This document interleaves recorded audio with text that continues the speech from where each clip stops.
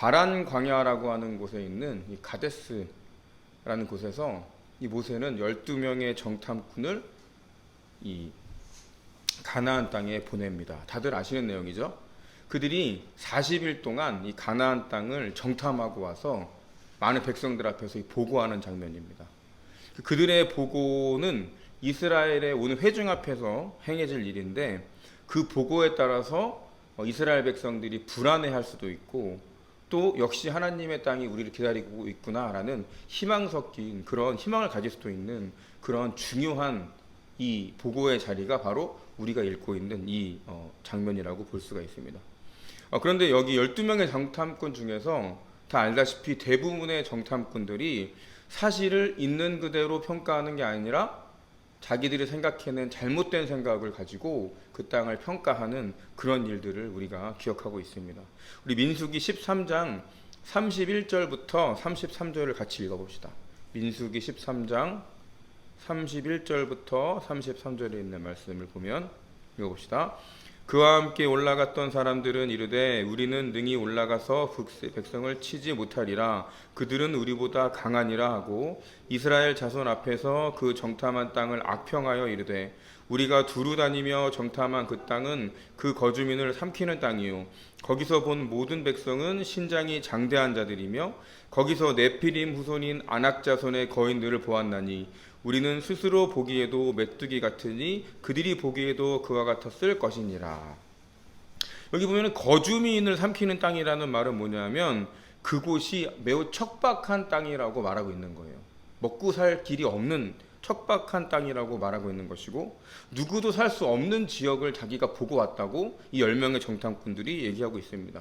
그런데 우리가 지금 31절부터 33절에 읽은 내용은 두 번째 보고고, 사실 27절에 나오는 첫 번째 보고에 따르면 그들은 그 땅을 두고, 똑같은 땅을 두고 젖과 꿀이 흐르는 땅이라고 보고한 적이 있습니다. 객관적으로 젖과 꿀이 흐르던 땅이었는데 보고하는 상황에 이르자 사람을 삼키는 땅으로 바꿔서 이렇게 보고를 하고 있는 것입니다. 사실 땅은 변함없이 그곳에 그냥 존재했을 뿐인데 갑자기 기름진 땅이 척박한 땅으로 바뀌어서 보고하고 있는 것을 우리가 기억을 합니다. 그러니까 보는 눈이 바뀐 것이지 원래 땅은 그대로 존재했었던 것입니다. 그러니까 이 정탐꾼들의 두 번째 보고는 사실 악의적인 그런 보고입니다. 그리고 우리 33절에 나와 있는 내용처럼 네피림이라고 하는 사람을 거들먹거리면서 이들이 보고를 했는데, 이 신화적인 인물인 네피림이라고 이 아낙 자손들을 표현한 것도 사실은 엄청난 과장된 표현이었습니다. 그들이 본 것은 사실 객관적인 것이 아니라 순전히 추측성에 있는 것, 추측성에 지나지 않았습니다. 이런 내용을 가지고 온 회중 앞에서 10명의 정탐꾼이 입을 맞춰서 부정적으로 보고하고 있는 그런 장면입니다. 그리고 문제는 이 보고를 들은 이스라엘 백성들이 아우성을 치고 밤새 통곡하며 다시 애굽으로 돌아가자고 성토했다라는 사실입니다. 출애굽을 한 이후에 이스라엘 백성들은 우리 알다시피 믿음 있는 모습을 하나님께 제대로 보인 적이 없습니다. 믿음이 부족했습니다. 그래서 불만하고 원망하고 반항하는 행동들을 계속해서 하나님께 보입니다. 그리고 이 시점에 절정을 이루게 된 것이 바로 이 열 정탐꾼의 보고 내용이었습니다. 그동안 이스라엘 백성들은 나름 참았다라고 생각합니다. 젖과 꿀이 흐른다고 하니까 그곳에 가면 이 모든 문제가 해결될 거야 라고 생각하고 기대하고 기다렸는데, 정작 10명의 정탐꾼들의 보고를 들어보니까 사실과는 다르다고 말하는 거예요. 그런데 이스라엘 백성 중에 단 한 명도 믿음의 눈을 가지고 그 말이 아닐 거야, 하나님의 말씀을 우리가 기억해야 돼 라고 하는 사람이 없이 모든 사람이 울며 불며 통곡하고 내가 이곳에서 죽게 됐다라고 하나님을 원망했다라는 사실입니다. 그럼 이제 우리가 어디로 가야 되냐? 우린 이곳에서 죽게 됐다라고 하나님을 원망하고 있습니다. 앞으로 나아갈 수도 없고 그렇다고 돌아갈 곳도 없는 그런 상황이라고 이스라엘 백성들이 하나님을 원망하고 거의 반란에 가까운 그런 일들을 벌이고 있는 것입니다. 우리 민수기 14장 2절부터 3절을 같이 읽어보겠습니다. 민수기 14장 2절에서 3절. 이스라엘 자손이 다 모세와 아론을 원망하여 온 회중이 그들에게 이르되 우리가 애굽 땅에서 죽었거나 이 광야에서 죽였으면 좋았을 것을 어찌하여 여호와가 우리를 그 땅으로 인도하여 칼로 쓰러지게 하려 하는가. 우리 처지가 사로잡히리니 애굽으로 돌아가는 것이 낫지 아니하랴. 그러니까 이 사람들은 지금 모세와 아론을 원망하면서 우리 이렇게 된 김에 모세를 다 파해버리고 우리의 일을 도모할 수 있는 새로운 사람을 뽑아볼까? 이렇게 지금 하나님을 또 모세를 아론을 원망하고 있는 겁니다. 성경이 말하는 하나님이 이스라엘 백성들에게 원했던 것은 출애굽하는 것이었는데 지금 이스라엘 백성들은 이 도망쳐온 애굽으로 다시 돌아가자는 그런 운동을 벌이고 있는 것입니다. 출애굽은 애굽의 정신, 그러니까 죄와 또 악에 있던 종교를 떠나서 애굽에서 가지고 있었던 기준과 생활 양식을 버리라는 것인데 이들은 삶이 다시 어려워지자 옛날에 좋았다고 말하는 겁니다. 하나님이 우리를 구원해 주실 때는 너무나 기쁘고 좋았지만 삶이 조금 어려워지고 내 사업이 조금 안 되고 내 처지가 조금 어려워지자 옛날이 좋았다고 그렇게 지금 이스라엘 백성들이 하나님을 원망하고 있는 것입니다. 그리고 이스라엘 백성들은 힘들 때마다 자기 마음대로 일이 풀리지 않을 때마다 하나님을 원망하고 옛날이 좋았다라고 그렇게 말하고 있습니다. 그런데 여러분, 우리도 마찬가지죠. 우리도 우리의 삶 속에 보면 옛날 모습이 다 남아 있습니다. 우리가 새로운 피조물로 변해가는 과정에 있는 건데 그런 과정 속에 있는 우리의 삶에 조금의 문제가 생길 때마다 우리는 바로 옛 모습을 떠올립니다. 옛 모습을 떠올리면서 우리의 옛 모습이 없어지고 눌려서 새로운 사람으로 변해야 되는 것이 아니라 자꾸 그 모습과 속성이 나오게 마련입니다. 사람은 누구나 그렇습니다. 이것은 인간의 나약성과 또 과거의 기억 속에서 좋았던 것만 떠올리는 잘못된 습성 때문입니다. 사람들은 이런 생각을 많이 한다고 해요. 현재나 과거는 사실은 좋은 일도 있고 나쁜 일도 있어요. 우리가 살았던 하나님을 만나기 전에 과거도 좋았던 일이 있고 안 좋았던 일이 있고 하나님을 만나고 새로운 모습으로 살아가는 지금도 좋은 모습이 있고 안 좋은 모습이 있잖아요. 그런데 우리는 과거의 것 중에서는 좋았던 것만을 가지고 기억해내려고 한다고 해요. 그러니까 과거에 있었던 일 중에서는 나쁜 일은 내가 잘못했던 건 다 잊어버리고 좋았던 일만 떠올리려고 하는 거예요. 그리고 지금 현실은 좋은 것보다는 나쁜 것만 바라보려고 한다는 사람이 그런 속성이 있다고 합니다. 그러니까 비교하면 그런 말이에요. 옛날에 더 좋았는데. 근데 옛날엔 내 마음대로 살 때는 참 좋았는데 지금은 이것도 못하고 저것도 못하고 이것도 마시지 못하고 이것도 하지 못하고 이렇게 생각한다는 것입니다. 하지만 그건 절대 사실이 아니에요. 그게 아닙니다. 힘들 때마다 우리가 왜 그런 생각을 하냐면 우리의 시야가 좁아졌기 때문에 그런 겁니다. 우리의 시야가 좁아졌기 때문에 우리에게 주어진 하나님의 복보다는 우리가 가지지 못한 것들만 바라보게 되고 힘든 것만 생각하다 보니까 과거에 좋았던 것만 기억해서 자꾸 옛날 모습으로 돌아가려고 한다는 거예요. 지금 이스라엘 백성들이 딱 그런 모습입니다.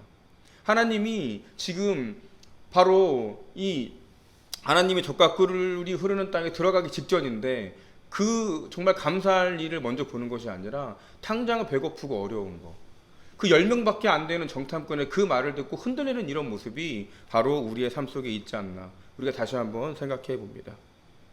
한편 10명의 정탐꾼이 입을 맞추고 반란이 일어나기 직전인데 그때 나타난 사람이 누구예요? 바로 여호수아와 갈렙이에요.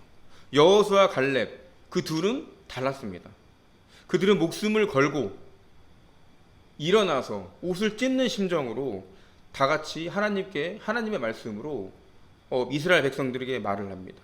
그것이 바로 오늘의 본문 민수기 14장 7절부터 9절의 말씀이에요. 우리 같이 읽으면서 여호수아와 갈렙이 어떤 보고를 했는지 같이 보도록 합시다. 민수기 14장 7절부터 9절입니다. 시작. 이스라엘 자손의 온 회중에게 말하여 이르되 우리가 두루 다니며 정탐한 땅은 심히 아름다운 땅이라. 여호와께서 우리를 기뻐하시면 우리를 그 땅으로 인도하여 들이시고 그 땅을 우리에게 주시리라. 이는 과연 젖과 꿀이 흐르는 땅이니라. 다만 여호와를 거역하지 말라. 또 그 땅 백성을 두려워하지 말라. 그들은 우리의 먹이라. 그들의 보호자는 그들에게서 떠났고 여호와는 우리와 함께 하시느니라. 그들을 두려워하지 말라 하나. 이 여호수아 갈렙은 무슨 얘기를 하고 있어요? 완전히 정반대 얘기를 하고 있는 거예요. 여호수아 갈렙은 크게 세 가지를 얘기하고 있습니다. 첫째는 우리 둘이 본 그 땅은 자연적으로 심히 우수한 땅이라는 거예요. 젖과 꿀이 흐르는 심히 아름다운 땅을 우리가 보고 왔다라고 얘기를 하고 있습니다. 두 번째는 거기 사는 거주민들이 네피림의 후손이 아니라 우리가 볼 때는 연약하기 그지없는 우리가 이길 수 있는 상대라고 얘기하고 있습니다. 더군다나 그들의 보호자, 그들의 신도 떠난 상태라는 거예요. 그리고 세 번째는 무엇보다 우리에게는 하나님의 압도적인 권능이 함께하고 있다. 그렇기 때문에 우리는 그 땅을 차지하게 될 것이다 라고 이스라엘 백성들에게 이 두 명이 정말 어떻게 보면 죽을 수도 있겠죠. 그렇죠? 죽임을 당할 수도 있는 이런 상황 속에서 믿음의 보고를 하고 있는 장면이 바로 우리가 보고 있는 민수기의 내용입니다. 이건 이긴 게임이다. 우리가 가면 그들은 우리의 밥이다. 우리가 이길 수 있다라고 바로 백성들 앞에서 말하고 있습니다. 그러자 나머지 사람들이 어떻게 했을까요? 그들을 맞다고 하면서 야 가보자 이랬을까요? 그렇지 않죠. 사람들이 두 사람을 죽이려고 합니다. 민수기 14장 10절에 있는 내용을 보면 온 회중이 그들을 돌로 치려 하는데 이런 말을 믿음의 고백을 하는 두 사람이 눈에 보이지 않는 거예요. 무려 10명의 사람이 부정적인 보고를 하고 우리가 죽을 거라고 하는데 저 이상한 사람 둘이 와가지고 이길 수 있다라고 하니까 저 둘을 죽이고 모세와 아론을 다 전복시켜 버리자라고 백성들이 생각하게 된 것입니다. 여러분 근데 우리가 중요한 것이 있습니다. 이스라엘 백성이 기억하지 못하고 있는 것이 있어요. 사실 이 가나안과 이스라엘 백성의 앞두고 있는 이 전쟁은 사실 국가와 국가 간의 전쟁이 아니었던 거예요. 객관적으로 본다면 광야에서 훈련 한 번 없이 그냥 떠돌아다니던 민족들이 사실 가나안 백성을 이길 수가 없잖아요. 처음부터 이 전쟁은 나라와 나라의 전쟁이 아니었다라는 사실입니다. 이 전쟁은 누가 크고 누가 더 센 무기를 가지고 있고 더 큰 성벽을 유지하고 있고 이것이 중요한 것이 아니라 얼마나 이스라엘 백성들이 하나님을 신뢰하느냐, 그것이 이 전쟁의 승패를 가르는 것인데 이스라엘 백성들은 믿음의 눈으로 바라본 것이 아니라 그들의 처지를 보고 비관하고 있었던 것입니다. 여러분 이스라엘 백성들이 광야를 진행할 때 광야에서 움직일 때 회막이라는 것을 지고 다녔죠. 이 회막이라고 하는 곳에는 이미 하나님이 함께 계셨어요. 이 전쟁 캠프로 바라본다면 이 전쟁 캠프 한 중간에 하나님께서는 이스라엘 백성들과 하루도 빠짐없이 한순간도 빠짐없이 이스라엘 백성들과 함께하고 계셨다는 것입니다. 그런데 이스라엘 백성들은 그런 하나님의 임재를 바라보지 않았어요. 그들 앞에 보인 열 정탐꾼들의 그 말 앞에 이스라엘 백성들이 무너지고 말았다는 것입니다. 보이는 대로 보는 존재가 아니라 바로 보고 싶은 대로 보는 존재로 이스라엘 백성들이 다시 돌아가고 있었던 거예요. 인간은 자신이 어떻게 바라볼 것이냐에 따라서 세상을 이렇게 완전히 다르게 볼 수 있다는 것을 우리가 한번 기억을 해봐야 됩니다. 여러분 물론 세상에 있는 사실을 모두 내 마음대로 보라는 얘기는 아니에요. 누가 봐도 잘못된 것을 내 시각으로 옳다라고 말하는 것이 아닙니다. 있는 그대로 보는, 사실을 있는 그대로 보는 것도 물론 중요하지만 사실을 바라보는 눈의 각도, 그러니까 바로 세상을 바라보는 해석, 그 관점이 우리에게 어떤 것인지를 파악해 봐야 한다는 사실입니다. 주어진 현실을 어떻게 해석할 것이냐에 따라서 그 사실이 우리 앞에 놓여진 현실이 달라질 수 있다는 것을 우리가 기억해 봐야 합니다. 여러분 여호수아와 갈렙에게는 믿음이라는 안경이 있었어요. 이 세상을 바라보는 믿음이라는 안경을 가지고 있었습니다. 믿음이 없는 사람의 눈에는 결코 현실만 보일 뿐이지만 믿음을 가진 사람의 눈에는 현실과 함께 있는 하나님의 함께 하심을 볼 수 있다는 사실을 우리가 반드시 기억을 해봐야 합니다. 하나님의 현존을 본 여호수아 갈렙 때문에 갈렙은 전혀 다른 그런 보고를 할 수 있었던 것입니다. 여러분 여기서 우리에게 중요한 것은 믿음의 눈이 없는 사람은 두려움에 빠져서 신앙을 잃게 되고 구원의 은혜를 저주로 바꿔버리는 그런 현실 속에 살 수 있다는 것을 기억해 봐야 합니다. 구원의 자리가 오히려 저주의 그런 무덤으로 바뀔 수 있는 것은 바로 사람이 그것을 어떻게 바라보냐입니다. 이 좋은 땅, 가나안을 오히려 자신의 무덤이라고 표현하는 10명의 정탐꾼은 믿음의 눈이 아니라 자신의 눈으로 그 땅을 바라봤던 것입니다. 여러분, 똑같은 사실을 어떤 눈으로 보느냐에 따라서 세상은 달리 보이게 될 것입니다. 우리 신앙인들에게 있어서 필요한 것이 바로 이런 겁니다. 세상을 어떤 관점으로 바라볼 것인가. 삶은 그것을 바라보는 그런 방식, 관점에 따라서 상당히 다르게 보일 것입니다. 민수기 14장 8절을 다시 읽어보면 여호와께서 우리를 기뻐하시면 우리를 그 땅으로 인도하여 들이시고 그 땅을 우리에게 주시리라. 이는 과연 젖과 꿀이 흐르는 땅이니라. 이 말씀 읽어보니까 어때요? 여호수아와 갈렙의 이 말은 철저한 하나님의 중심의 고백으로 말한 것을 우리가 알 수 있습니다. 전도서 3장 13절에 보면 이런 표현이 나옵니다. 사람마다 먹고 마시는 것과 수고함으로 낙을 누리는 그것이 하나님의 선물인 줄도 또한 알았다. 낙을 누리다라는 말, 낙을 누리다라는 말은 뭐냐면 있는 것을 누리다가 아니라 좋은 쪽을 보다라는 뜻입니다.